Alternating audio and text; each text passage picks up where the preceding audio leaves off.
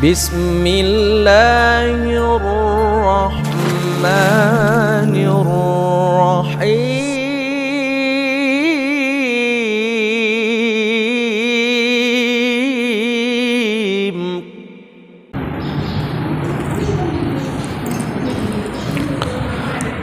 Kita mulai. Bismillahirrahmanirrahim. Assalamualaikum warahmatullahi wabarakatuh. Alhamdulillah wassalatu wassalamu ala Rasulillah wa ala alihi wa sahbihi wa mawalah wa la hawla wa la quwata illa billahi wa ba'du. Alhamdulillah, di pagi menjelang siang ini Allah subhanahu wa ta'ala masih memberikan kesempatan kepada kita hadir di majelis ilmu di Masjid Nidaul Ilmi. Salawat dan juga salam demi keberkahan di majelis ini kita senantiasa hadiahkan kepada Rasul kita Nabi besar Muhammad sallallahu alaihi wasallam. Allahumma salli ala Muhammad. Dan pembahasan di pagi menjelang siang ini kita akan membahas tentang beberapa dosa yang sering kita lakukan dan tidak sadar bahwa dosa-dosa itu bisa mengikis pahala, bukan hanya sedikit demi sedikit hilang, bahkan terkadang bisa hilang secara keseluruhan.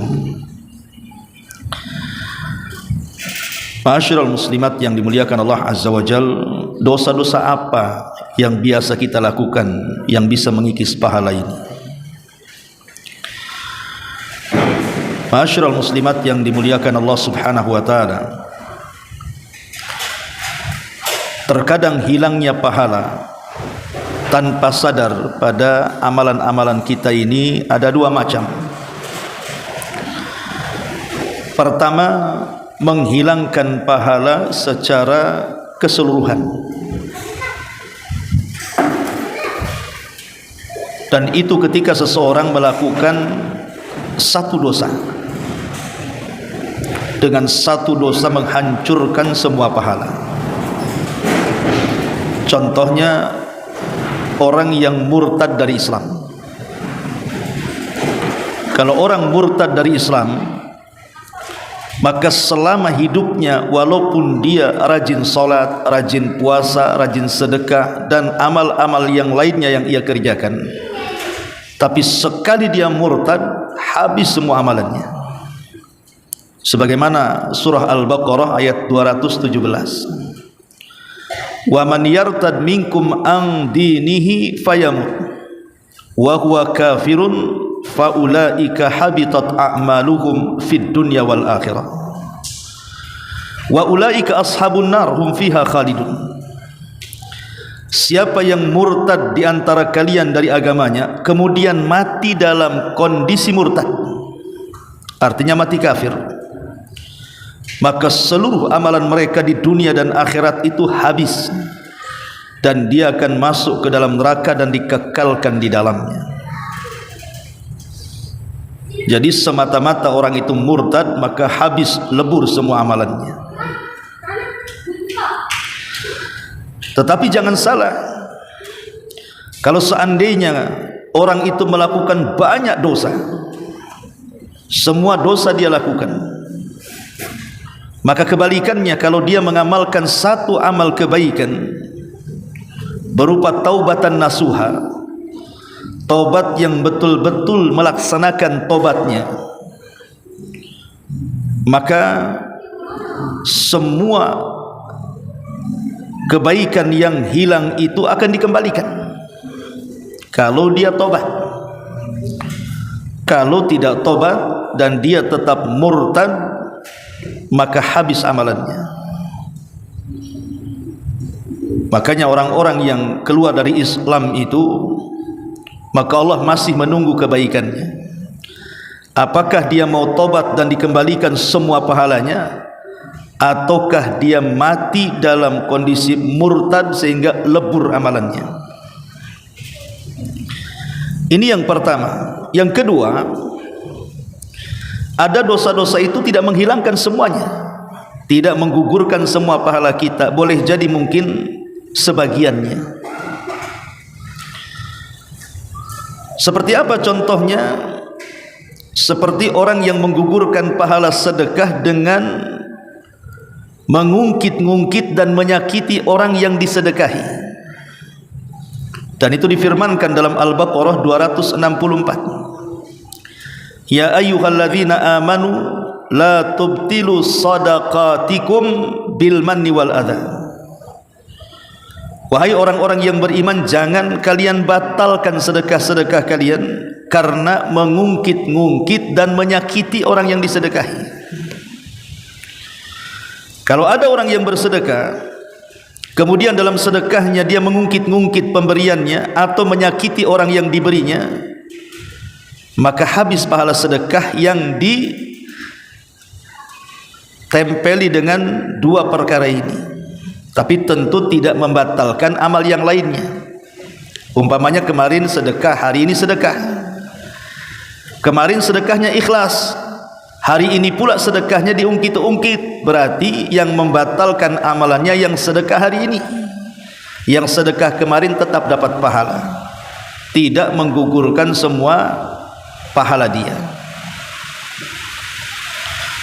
Lah, dosa-dosa yang kita akan jelaskan ini ada yang menggugurkan seluruh pahala, tapi ada juga yang menggugurkan sebagian pahala. Apa saja dosa-dosa yang menggugurkan dan yang tidak menggugurkan secara keseluruhan? Yang pertama, al-isyraku billah, kesyirikan kepada Allah Subhanahu wa taala. Allah Subhanahu wa taala mengatakan dalam surah Az-Zumar ayat 65, walaqad uhiya ilaika wa ilal ladzina min qablika la in asyrakta la yahbatanna amaluka wa la takunanna minal khasirin. Dan sungguh telah diwahyukan kepadamu wahai Muhammad dan kepada orang-orang sebelummu, kalau engkau melakukan kesyirikan maka amalmu akan lebur dan engkau termasuk orang-orang yang rugi. Artinya bahwa dosa syirik ini bisa meleburkan amalan. Tetapi lihat kesyirikannya. Kalau syiriknya sampai kepada taraf syirkul akbar, syirik besar, maka gugur semua amalannya. Tapi kalau syiriknya syirik kecil, ya tidak gugur semua amalannya. Amalan yang ditempeli syiriknya saja yang gugur. Maka hindari kesyirikan dalam kehidupan kita ini. Jangan percaya kepada dukun, jangan percaya kepada tangkal-tangkal, jimat-jimat, kelenik-kelenik. Jangan menghambakan dunia, menyembah uang, menyembah pakaian, menyembah tas. Jangan pula tawakal kepada selain Allah, mengharap kepada selain Allah, bernazar kepada selain Allah, menyembelih binatang kepada selain Allah, dan begitu seterusnya. Karena dosa kesyirikan ini bisa melebur semua amal kalau sampai taraf syirkul akbar, syirik besar. Ini yang pertama. Yang kedua, tadi sudah saya contohkan, ar-riddah, orang murtad. Orang murtad ini habis semua amalnya. Sebagaimana tadi saya sebutkan Al-Baqarah 217. Kemudian yang ketiga, kufur dengan ayat-ayat Allah. Karena Allah mengatakan dalam Al-Imran ayat 21, innal ladzina yakfuruna bi ayatillah wa yaqtuluna an-nabiyyina bighairi haqq, sampai di ujung ayat Allah mengatakan ulaikal ladzina habitat a'maluhum fid dunya wal akhirah wa ma lahum min nasirin. Orang-orang yang kufur dengan ayat-ayat Allah, kemudian membunuh para nabi tanpa ada hak, maka di ujung ayat Allah mengatakan merekalah orang-orang yang lebur, hancur amalan mereka di dunia dan akhirat, dan mereka tidak akan dapat penolong.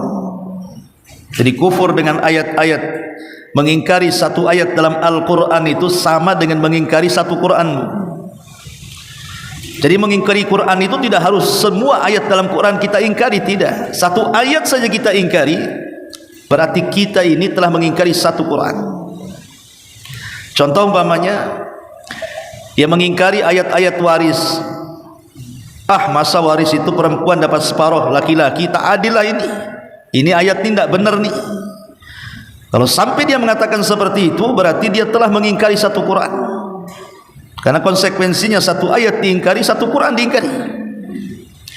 Atau umpamanya dia mengingkari ayat-ayat tentang hukum-hukum hudud. Apalah katanya, hukum hudud ini kalau orang yang membunuh dibunuh, orang yang mencuri dipotong tangannya, sadis sekali Islam itu. Kemudian dia ingkari, maka ini sama dengan mengingkari satu Quran, bisa kufur, habis amalan kita. Kemudian yang keempat, karahiyatus syai'in minal Quran, ataupun membenci hukum-hukum, walaupun satu dua hukum dalam Quran dia tidak suka. Umpamanya ada orang yang membenci jilbab. Ada saudari ibu umpamanya pakai jilbab syar'i betul-betul, ya dari atas kepala ditutup betul-betul, kadang sudah pakai cadar sebagiannya. Kemudian kita benci, apalah orang itu sampai wajahnya ditutup kayak ninja saja. Ngapain panas-panas pakai jilbab berangkap-rangkap gitu. Jadi kalau orang benci dengan syariat Allah Subhanahu wa taala, ini bisa menggugurkan amal. Buat apa sholat capek-capek saja? Buat apa puasa lapar-lapar saja? Buat apa haji ngabisin harta saja? Ngapain sedekah? Ini dia benci nih, ya.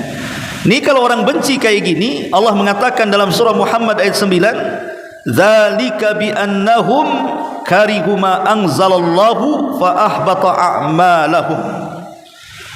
Yang demikian itu karena mereka membenci apa yang Allah turunkan, maka gugurlah amal-amal mereka.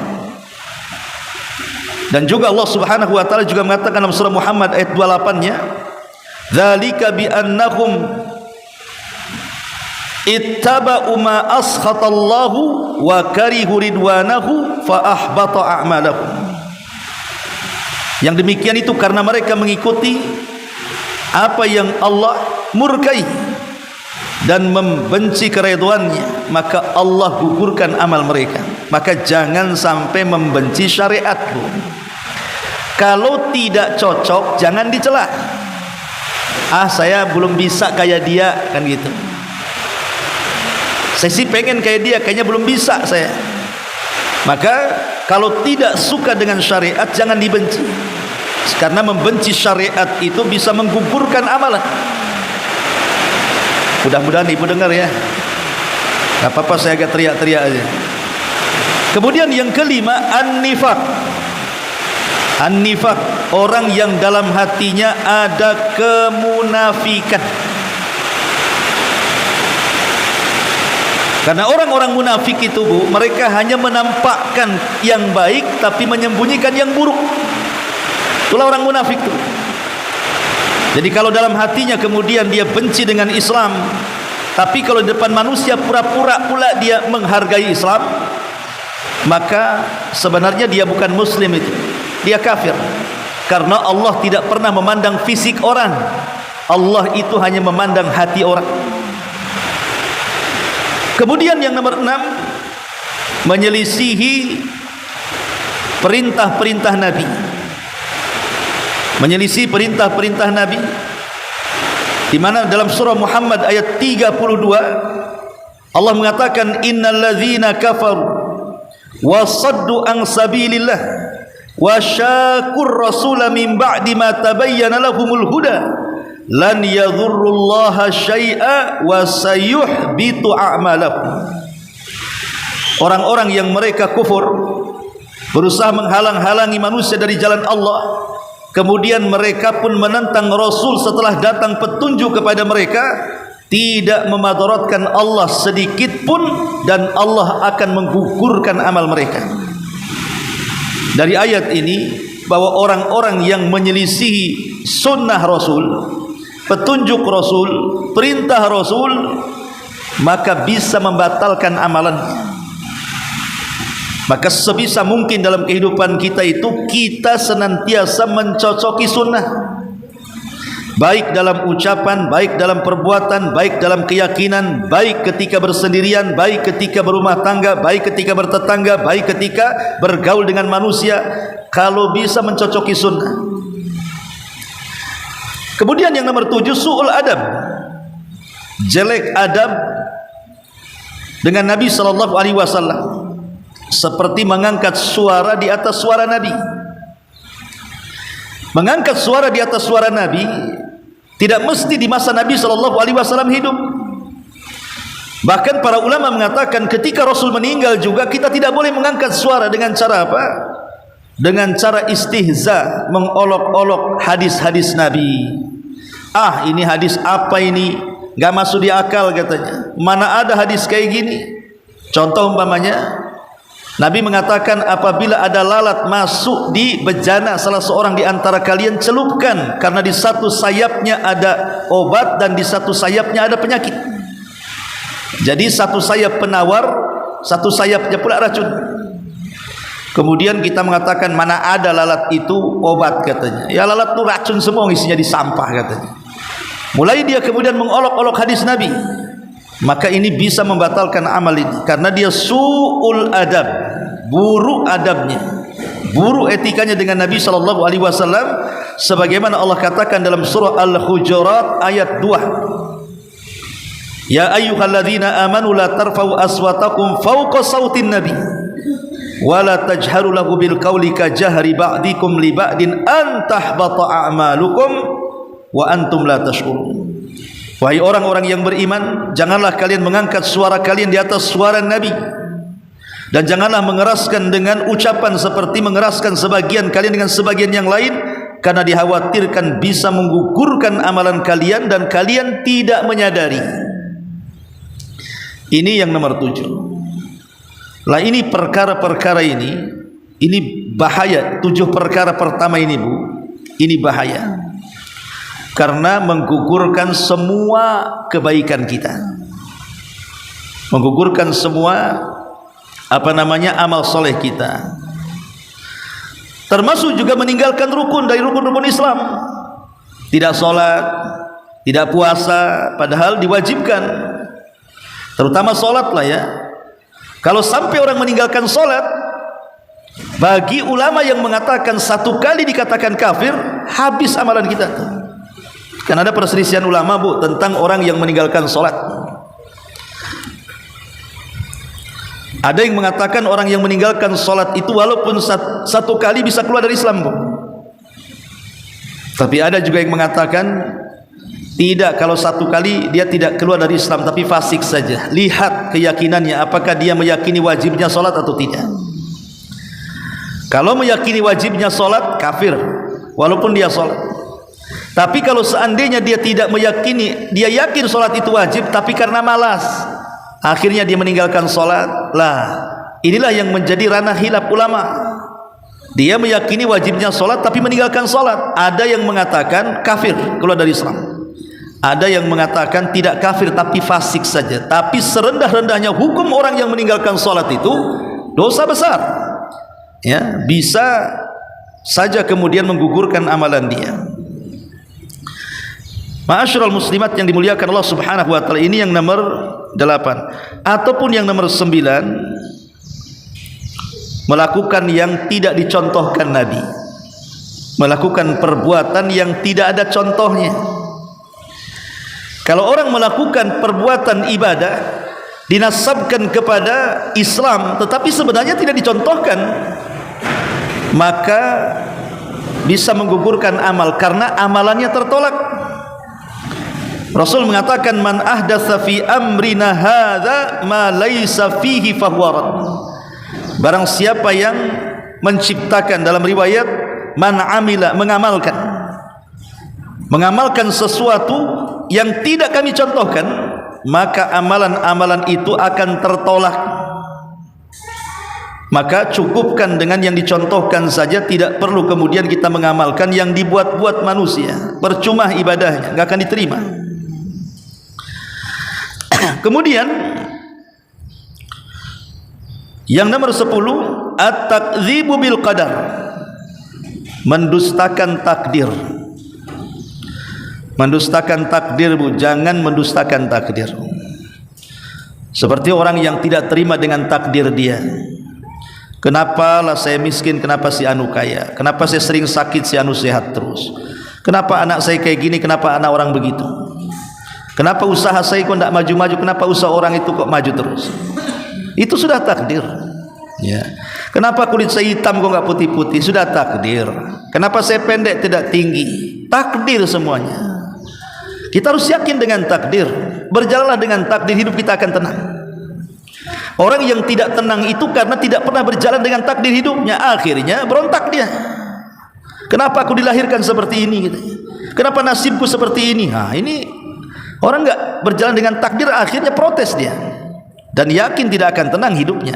Tapi kalau ibu berjalan dengan takdir, insya Allah tenang hidupnya.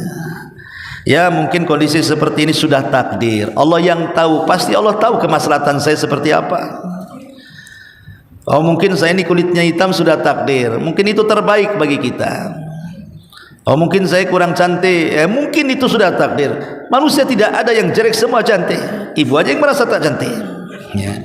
Jadi kalau orang berjalan dengan takdir itu tenang itu hidup. Tapi kalau orang menolak takdir, nggak akan tenang hidupnya.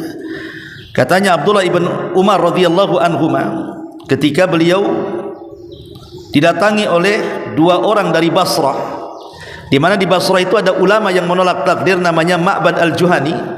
Maka Abdullah ibn Umar bersumpah, walladzi ahlifu bihi law anna li ahadihim mithla jabalin uhudin zahaban fa'anfaquhu ma qabilallahu minhu hatta yu'mina bil qadari.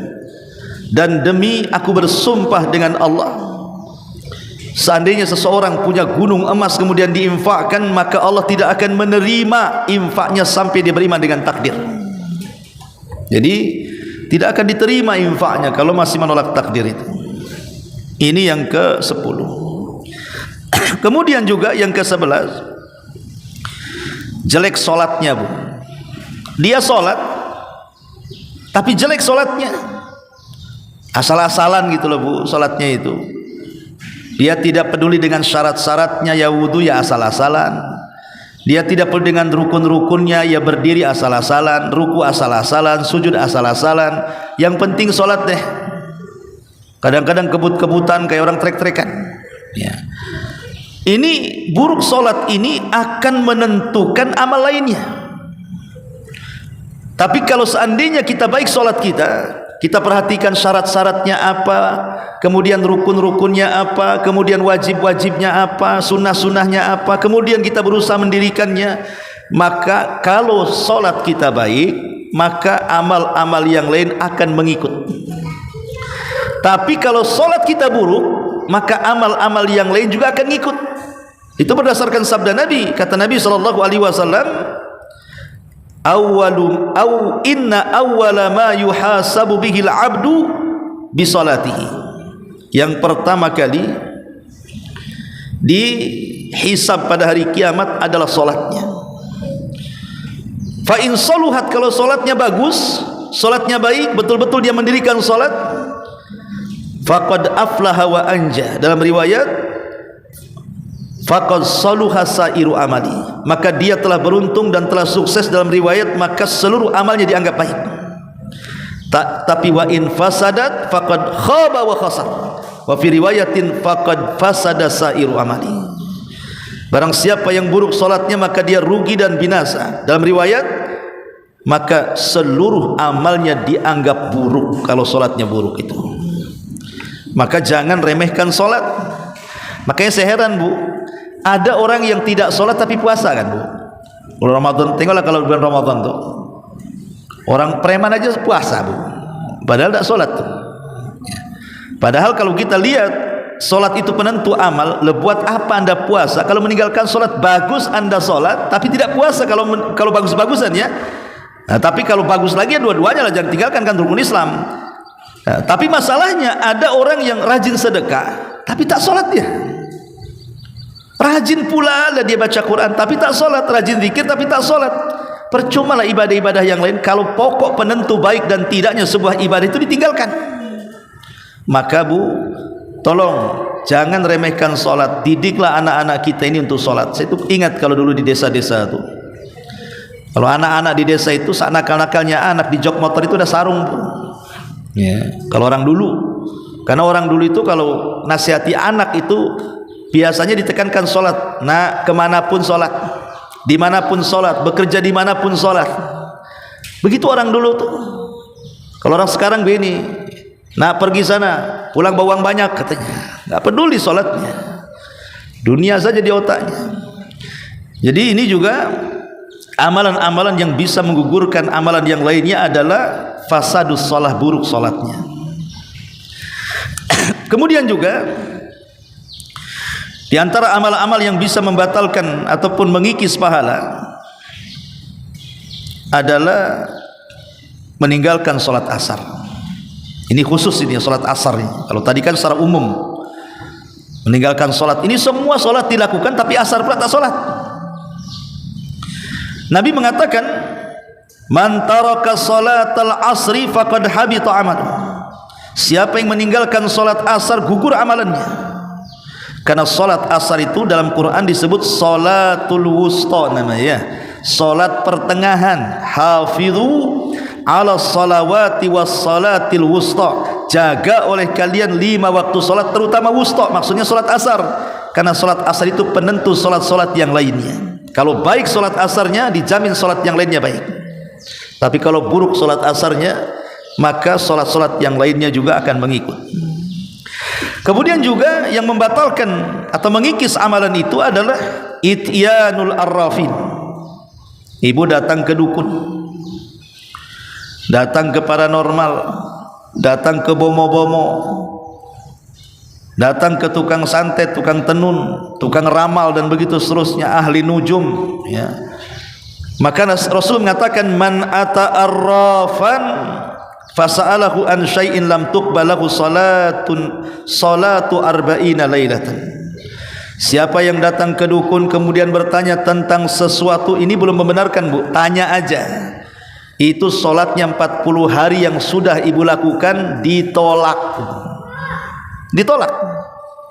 Lihat, ibu sudah capek kan, lelah 40 hari solat, zuhur, asar, maghrib, isya, subuh, rawatibnya, duhanya, tahajudnya.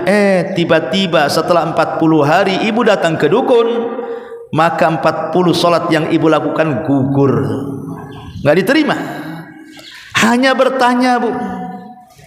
Dan sekarang ini datang ke dukun tidak perlu datang ke rumahnya, karena sekarang sudah online dukunnya Bu. Maka ibu juga online, akhirnya minta nomornya, kemudian tanya-tanya lewat WA, lewat SMS, gugur amalannya. Nggak boleh. Apalagi kalau sudah jawaban dari dukun ibu yakini, bukan lagi 40 hari, gugur Bu. Semua gugur jadinya, karena ibu sudah dianggap keluar dari Islam. Jadi kalau hanya bertanya saja masih ringan lah kan, 40 hari aja ditolak tuh sholatnya.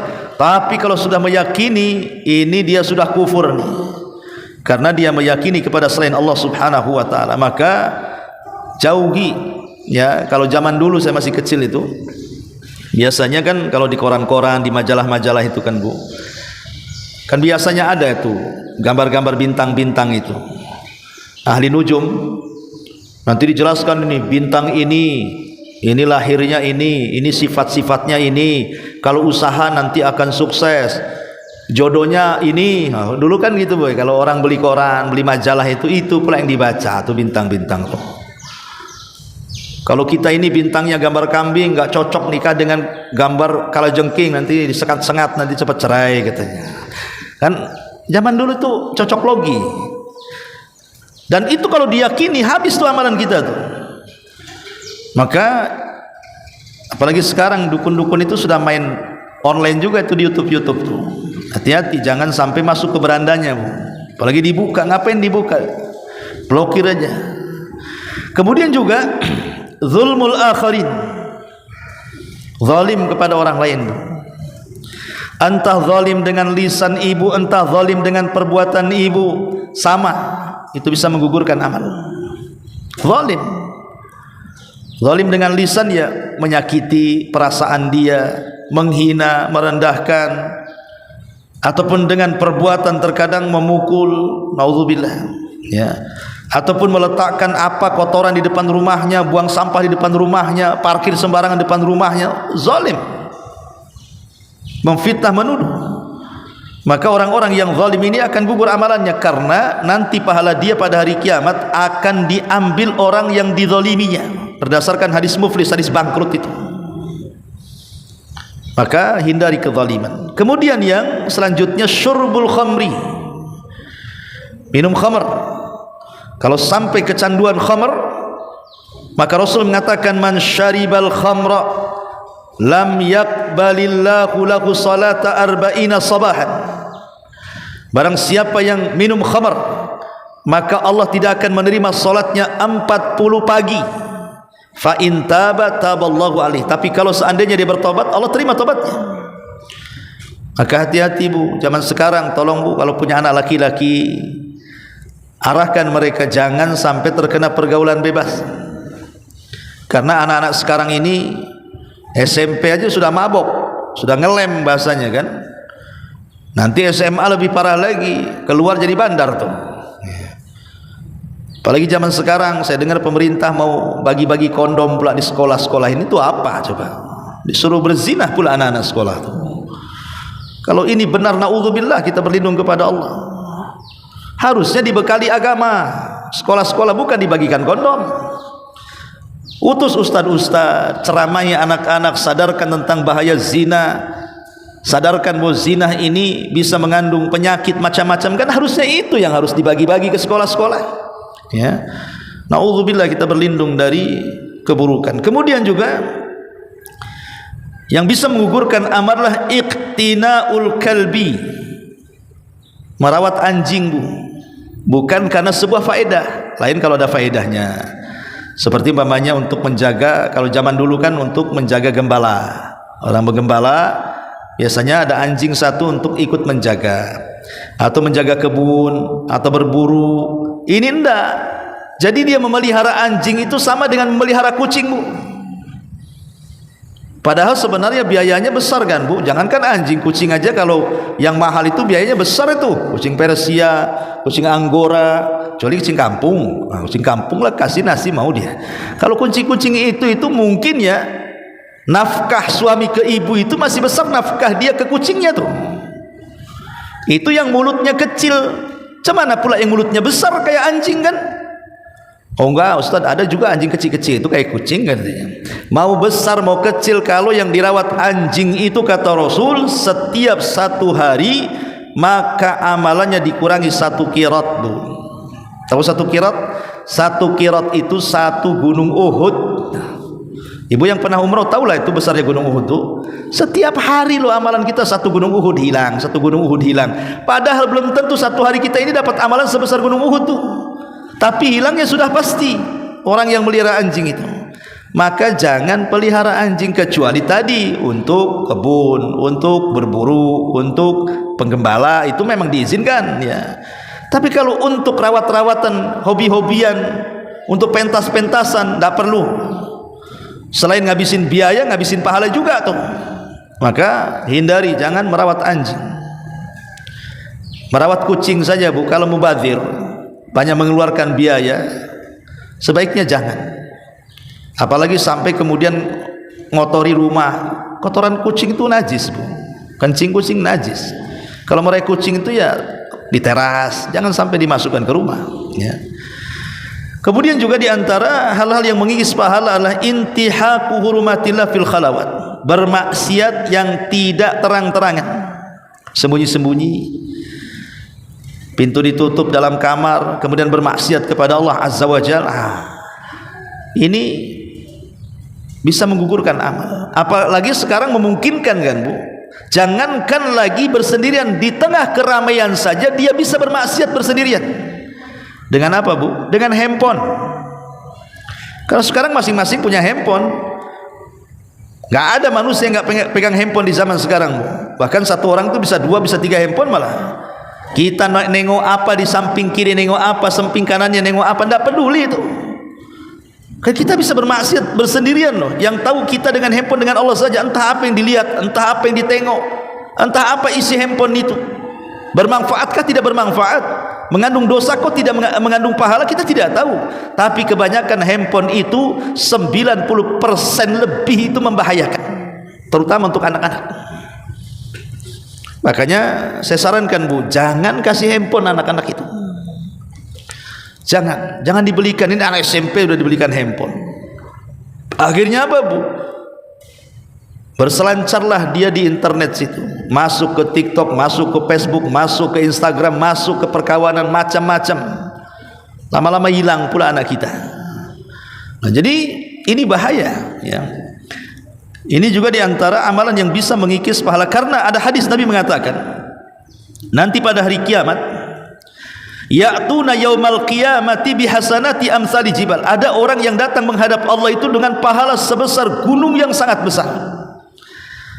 Fayaj'aluhallahu haba'an mansura. Tiba-tiba amal itu dihilangkan oleh Allah. Datang membawa amalan sebesar gunung, ketika berhadapan dengan Allah hilang amalannya. Kemudian Rasul ditanya, Rasul, kenapa? Apa salah dia?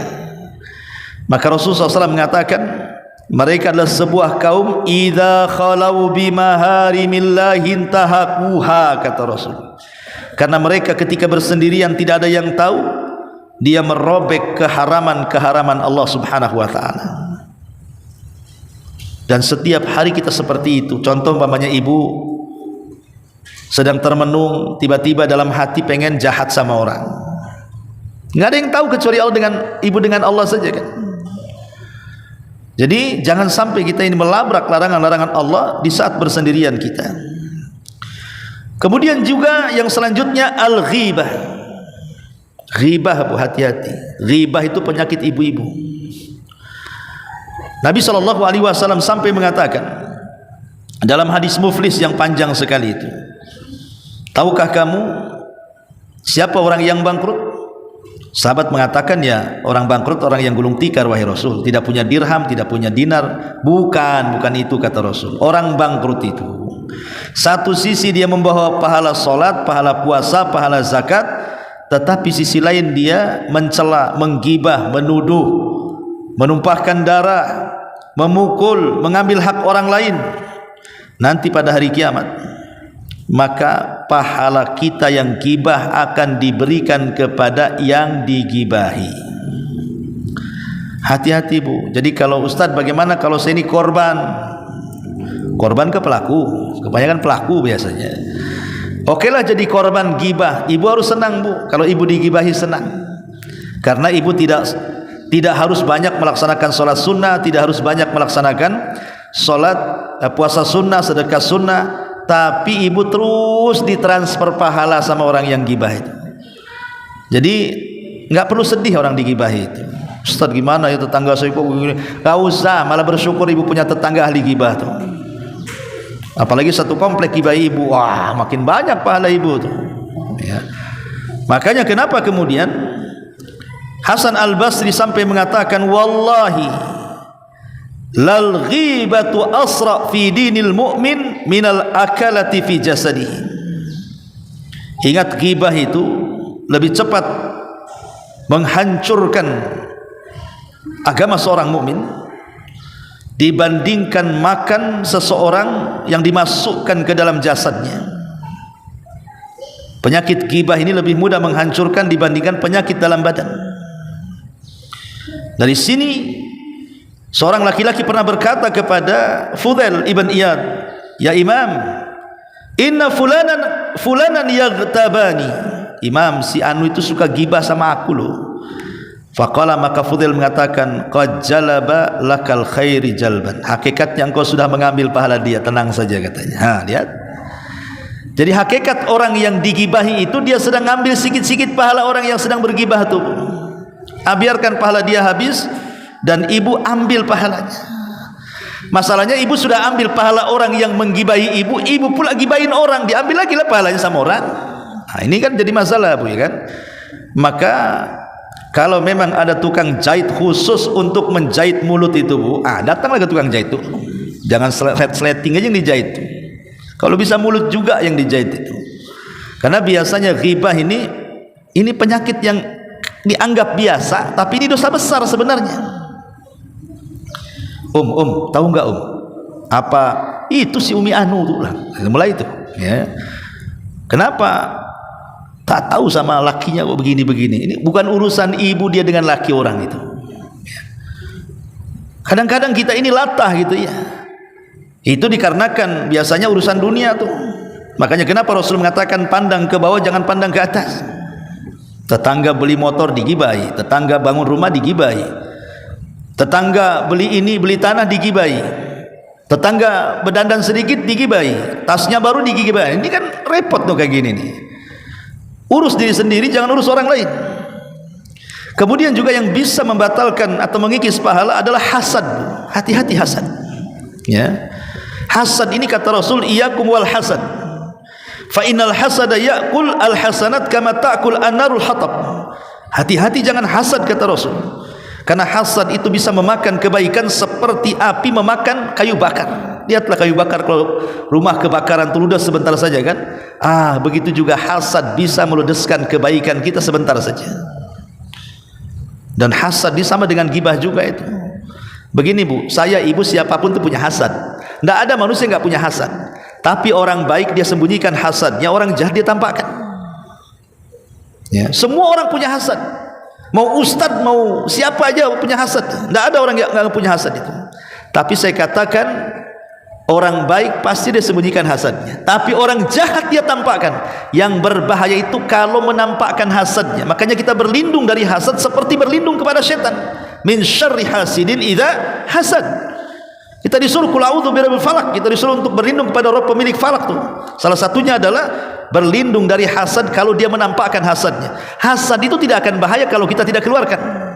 Tetapi hasad itu akan bahaya kalau kita keluarkan dan kita tampakkan.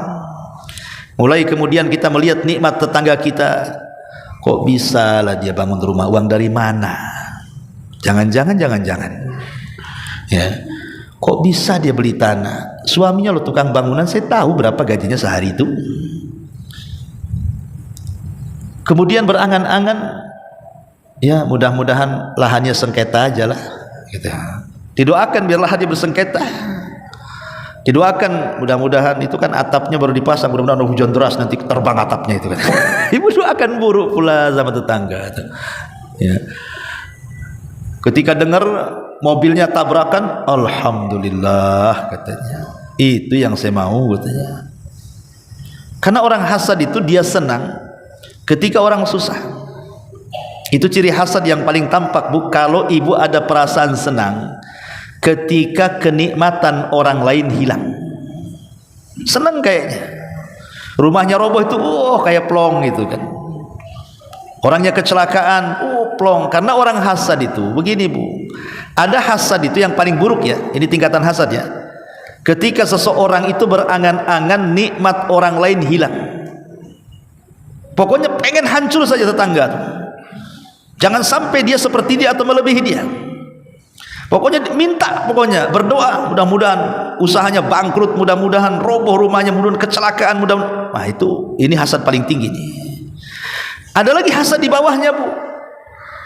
Dia menginginkan nikmat orang lain berpindah sama dia. Ini hasadnya orang pasar nih. Akhirnya ke dukun, ditaruh jimat supaya pelanggannya pindah. Nah, ini hasad juga. Kemudian dibuat berita-berita hoax supaya teman-temannya tidak dekat dengan dia, akhirnya gabung dengan ibu. Nah, kayak gitu tuh. Nah, ini tingkatan yang nomor 2. Tingkatan lagi yang nomor 3 hasad itu Bu. Dia tidak hendak menginginkan nikmat orang lain hilang, tapi jangan sampai di atasnya saja. Maunya selevel. Kalau sudah di atas dia mulai dia hasad tuh. Kalau di bawahnya nggak apa-apa, kalau selevel jangan. Nah, ini hasad juga. Dan ini hasad ini penyakit iblis. Jadi kalau ibu punya hasad itu hakikatnya ada iblis dalam hati ibu. Karena hasad ini penyakit pertama di langit dan di bumi itu. Pertama hasad di iblis kepada Adam di langit, dan hasadnya Qabil kepada Habil di bumi. Makanya hasad ini bisa menghilangkan pahala. Termasuk juga yang menghilangkan pahala adalah qati'atur rahim, memutus silaturahim, ataupun yang selanjutnya adalah at-ta'ali 'ala Allah, merasa kita lebih baik dan orang tidak. Hati-hati Bu, kalau sudah ada perasaan seolah-olah kita ini karena sudah ngaji, memandang orang yang ngaji itu rendah, seolah-olah kita ini ahli ibadah, orang tidak, kita ahli ngaji, orang tidak. Tidak, semua manusia sama. Jangan merasa lebih tinggi, karena di zaman Bani Israel, dalam hadis yang sahih dikeluarkan Imam Muslim itu, ada orang bersaudara, yang satu ahli ibadah, yang satu ahli maksiat. Itu berkawan tuh. Yang ahli ibadah ini baik, hari-hari ngasih nasihat sama kawan yang ahli maksiat, berhentilah kau maksiat. Tapi tak kunjung juga berhenti, sampai pada waktunya dia bermaksiat yang menurut orang yang ahli ibadah itu tidak bisa ditolerir. Kemudian dia bersumpah, kau kalau tidak tobat, katanya, Allah tidak akan mengampuni dosamu dan kau tidak akan masuk surga selamanya. Allah dengar dari langit. Yang punya surga Allah, yang punya ampunan Allah, kenapa pula dia ngancam-ngancam orang? Karena merasa sok dia lebih hebat ibadahnya dibandingkan kawan yang ahli maksiat kan. Maka setelah keduanya meninggal, justru yang ahli ibadah dimasukkan neraka, yang ahli maksiat pula dimasukkan surga. Karena sebelum ahli maksiat ini meninggal, dia bertobat. Jadi ahli maksiat itu maksiat apapun ada kesempatan bertobat. Karena amal itu ditentukan akhirnya, bukan ditentukan awalnya. Kalau ini yang diterapkan pada hati kita, pasti kita akan muliakan orang. Jangan cela orangnya, cela maksiatnya. Di zaman Rasul ada orang mabuk, Bu. Ketangkap, akhirnya didera 40 kali. Ketangkap lagi, didera 40 kali. Ketangkap lagi sampai 3 kali. Emosi para sahabat, dimakinya orang itu. Padahal orang ini baik dengan Nabi. Ketika orang-orang memaki orang ini, Rasul membela, jangan kalian maki dia, karena dia itu mencintai Allah dan Rasulnya. Artinya jangan dimaki orangnya, maki perbuatannya. Kemudian juga hal-hal yang bisa membatalkan amalan. Orang yang melindungi orang jahat. Ya, hati-hati para pengacara nih. Ya. Kalau pengacara jujur, memang dia membela hak-hak orang-orang susah, orang-orang yang terzalimi untuk diberikan hak hukum. Tapi kalau pengacara itu otaknya hanya dua tweet saja, nggak peduli dia. Mau dia salah dia benarkan, mau dia tersangka dia jujurkan, dan begitu seterusnya. Maka profesi pengacara ini hati-hati, karena Rasul yang mengatakan bahwa orang yang awa muhdisan, orang yang melindungi orang jahat itu, fa alaihi laknatullah, bagi dia laknat Allah, wal malaika, dan laknat para malaikat, wan nasi ajmain, dan laknat semua manusia. La yaqbalullahu minhu yaumal qiyamah sarfan wala adla. Allah tidak akan menerima ibadah sunnah dan wajibnya. Lihat bahaya ya profesi pengacara ini. Kalau dia tidak betul-betul bekerja membela kebenaran, maka dia tidak akan diterima ibadah sunnah dan wajibnya. Naudzubillah. Termasuk juga yang bisa membatalkan amal, seseorang yang mungkin ini bagi bapak-bapak ya, yang sholat Jumat, ketika khotib naik mimbar, dia pula main-main, pegang-pegang handphone, WA, SMS, apalagi sampai telepon pula, mana yang khotbah ini, dia apa khotib itu. Jadi orang yang kemudian main-main ketika mendengar khotbah, tidak dianggap Jumatnya, gugur, terkikis amalannya. Dengerin ya, kasih tahu bapak-bapak ya. Kemudian juga yang bisa mengikis amal adalah hutang. Man mata wa alihi dinar au dirham, qudiya min hasanatihi laisa thamma dinar wala dirham. Barang siapa yang mati dan dia punya hutang 1 dinar atau 1 dirham, maka kelak kebaikannya akan diambil di hari yang tidak ada dinar dan dirham lagi untuk membayarnya. Maka jangan sampai, sebisa mungkin Bu, kalau bisa jangan hutang. Hutang itu boleh kalau mendesak-desak saja. Kalau terpaksa harus hutang gitu ya, karena mendesak. Pemanya orang dia mau bayar kos-kosan karena hidup di kos, kalau tidak nanti diusir oleh ibu kos kan itu ya. Terpaksa lah dia hutang supaya punya rumah. Atau dia sudah kerja 1 hari 1 malam tak dapat, keluarga ingin makan tak ada makan, itu terpaksa darurat namanya kan. Tapi janganlah mukammilat, perkara-perkara yang sebenarnya sih tidak urgent dalam rumah itu, semua dihutangi. Kulkas sudah punya 1 belum lunas, beli lagi kulkas, ngeredit lagi. Kulkas 1 aja lah belum rusak, beli lagi.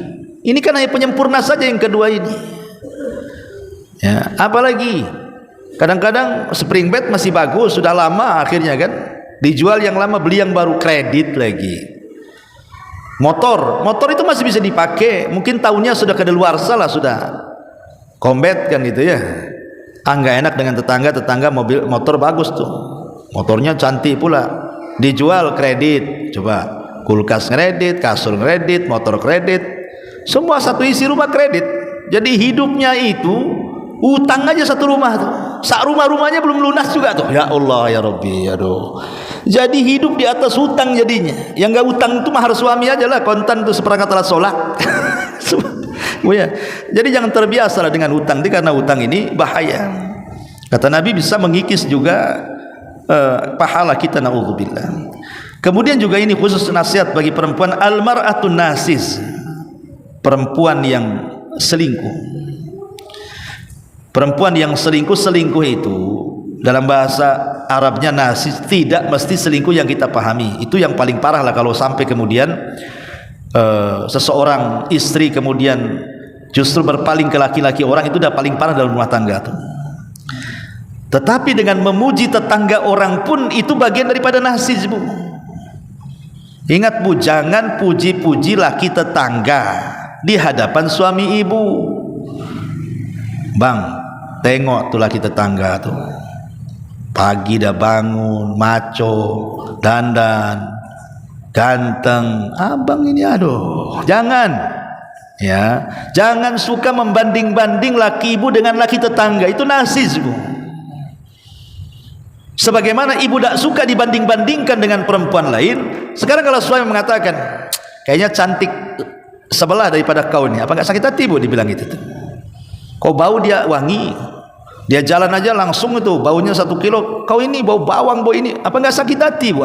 Sebagaimana ibu kalau dibanding-bandingkan sakit hati, maka ibu kalau membanding-bandingkan suami dengan orang pun sakit hati juga kan. Itu nasis namanya, Bu. Nggak boleh. Bahkan ini pahala ibu akan dikikis itu. Kata Nabi SAW, salasatun la yaqbalullahu shalah. Ada 3 manusia solatnya tidak akan diterima dan tidak akan naik ke langit lagi, bahkan tidak akan melewati kepalanya lagi. Subhanallah, solatnya ditolak, tidak naik ke langit, tidak melebihi kepalanya. Salah satunya adalah seorang wanita da'a zawjuha minal laili fa'abat alaihi. Seorang perempuan atau istri yang diminta berhubungan dengan suaminya kemudian dia menolaknya. Itu salah satu bentuk nasis lah. Menolak ajakan suami, atau membanding-bandingkan suami dengan tetangga, atau ibu lebih tinggi suaranya dibandingkan suami, atau melawan kepada suami. Itu nasis itu. Salat ibu lo nggak diterima, nggak diangkat, di atas kepala pun tidak diangkat, kata Nabi. Nah, jadi setelah nurut kepada perintah Allah, maka yang kedua nurut kepada suami, tentu dalam perkara yang baik. Dalam perkara yang maksiat ya jangan dituruti. Beli khamar sana, oh jangan, itu tidak wajib, bahkan harus dicegah. Kemudian juga yang bisa membatalkan amal ini adalah al-mutajahiran, bertengkar. Ibu bertengkar dengan suami, bertengkar dengan tetangga, bertengkar dengan kawan, bertengkar dengan anak, bertengkar dengan orang tua, bertengkar dengan kerabat, dengan saudara, pokoknya bertengkar dengan orang. Tapi pertengkarannya itu bukan perkara yang hak. Kalau bertengkar perkara hak ada masalah.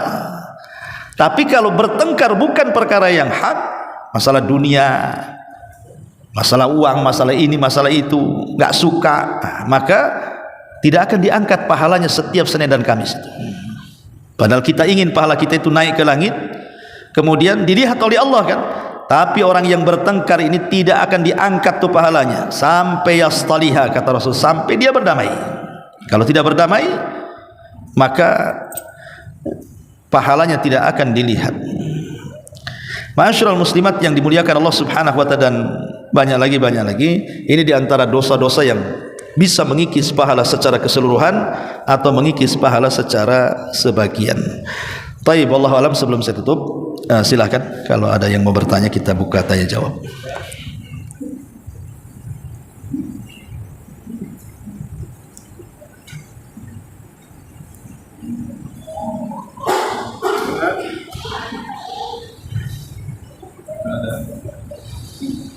Iya, enggak ada, alhamdulillah. kalau nggak ada. Kita tutup dengan kafaratul majlis. Subhanaka bihamdika asyhadu an la ilaha illa anta astaghfiruka wa atubu ilaik. Allahu taala alam. Assalamualaikum warahmatullahi wabarakatuh.